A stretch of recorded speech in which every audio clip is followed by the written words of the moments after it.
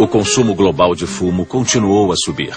Mas um estudo inovador no Japão sobre a correlação entre o ato de fumar passivamente e câncer no pulmão logo estabeleceria uma nova pauta.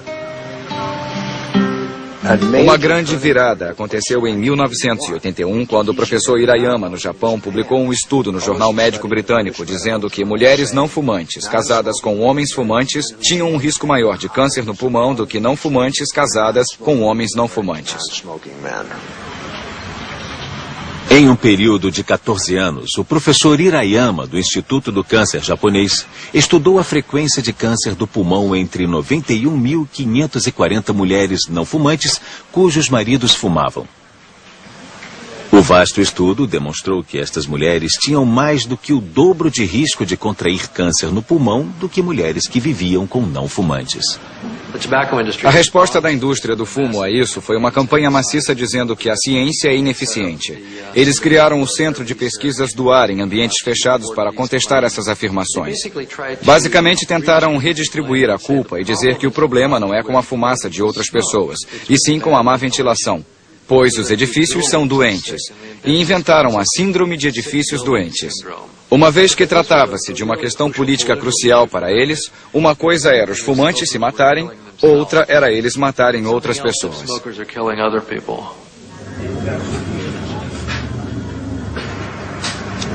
A prova de que o ato de fumar passivamente pode causar câncer no pulmão fez surgir um forte movimento antifumo na Califórnia. E como um dos primeiros estados a fazer isso, a Califórnia introduziu regras rígidas sobre fumar em locais de trabalho. E o Ministério da Saúde lançou uma campanha maciça. Havia gente no Ministério da Saúde, como o visionário chamado Dilip Bal, que disse: não vou apenas dizer às pessoas que fumar faz mal. Isso em 1988, 89. Quero dizer a elas que são os fabricantes de cigarros que fazem mal.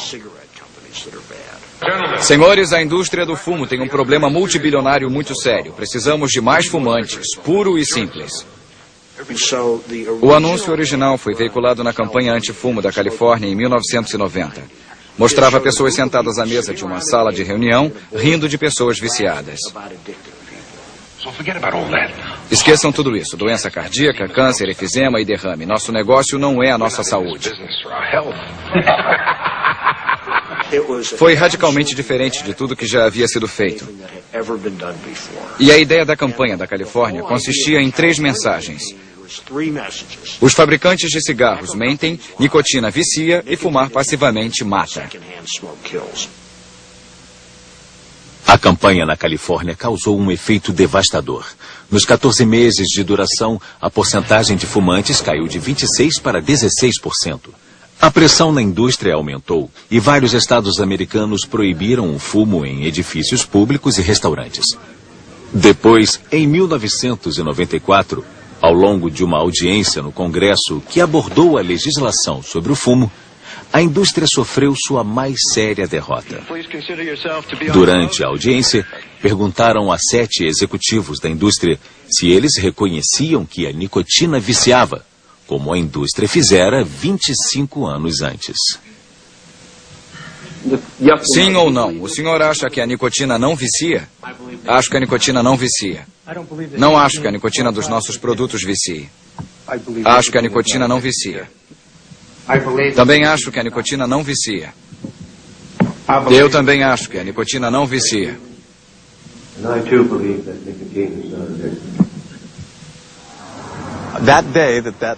Naquele dia em que o New York Times publicou a história, 15 de abril de 1994, eu estava num elevador e uma mulher estava ao meu lado.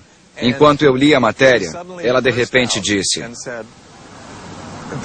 que mentira, vicia sim.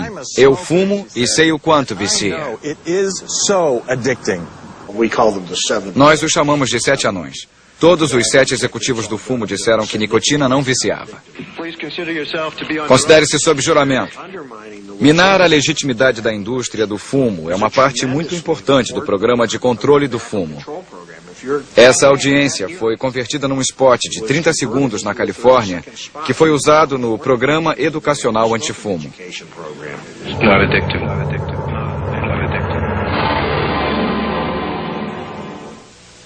Pouco depois da audiência no Congresso, outro caso que questionou a credibilidade da indústria do fumo foi trazido à tona. Em vários anos, um empregado da fabricante de cigarros Brown & Williamson xerocou milhares de documentos secretos.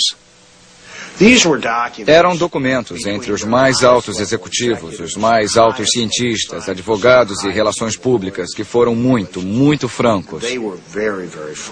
Neles encontramos o memorando de Edson Yeaman, da Brown & Williamson, dizendo: nosso negócio é vender nicotina, uma droga que vicia, em 1963. Achamos o contrato com Sylvester Stallone para fumar produtos da Brown & Williamson em vários de seus filmes por $500 mil. Encontramos provas de que eles sabiam muito bem que fumar causava câncer no início dos anos 50. Havia documentos sobre indenizações para quem lidasse com os cigarros. Foi incrível, a sensação era de poder entrar no bunker de Hitler na Segunda Guerra Mundial.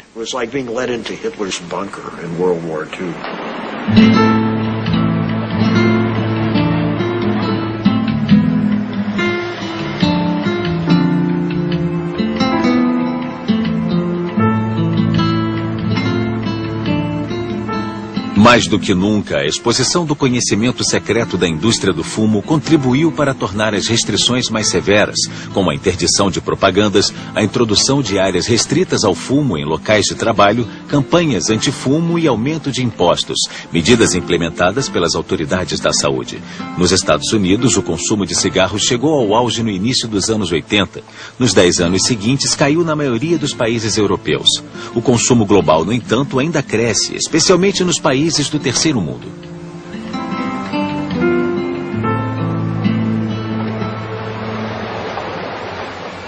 A China é descrita como um mercado gigantesco. A China fuma 1/3 dos cigarros do mundo. O Japão fuma. O consumo na Ásia cresce muito rápido. Na Segunda Guerra Mundial, ainda fumavam muito pouco na Índia. Agora fumam várias centenas de bilhões. A suposição é de que haverá mercados fora do mundo desenvolvido. A África, o leste europeu e a Ásia são mercados que a indústria irá explorar com toda a força.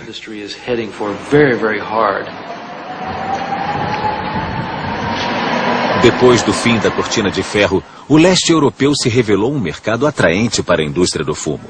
O marketing agressivo particularmente atrai os jovens de lá. Depois do lançamento do Marlboro na República Tcheca, o número de fumantes de 15 a 16 anos aumentou 40%. O consumo global de cigarros ainda está aumentando, assim como o número de pessoas contraindo doenças relacionadas ao fumo, que matam mais de 4 milhões de indivíduos por ano. É uma epidemia porque não há dúvida hoje de que o consumo de cigarros é a causa principal de morte evitável e é a segunda causa de morte em todo o mundo. E enquanto isso se expandir, é uma epidemia.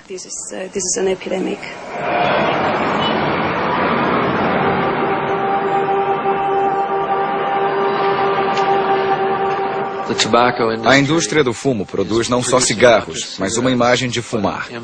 Eles produzem uma imagem de fumar que é segura, sexy, até arriscada. Arriscada de uma forma boa, como bungee jump ou skydiving. Sem dúvida, é a campanha de propaganda mais bem-sucedida da história moderna. Conseguiu convencer centenas de milhões de pessoas que fumar é aceitável, é seguro, é desejável e atraente. E será bem-sucedida por um bom tempo.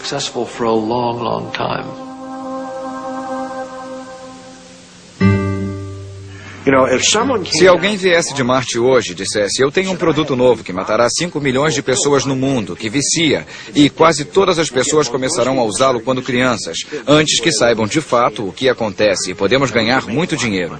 Nenhum governo no mundo permitiria isso. Nenhum governo no mundo permitiria esse mercado.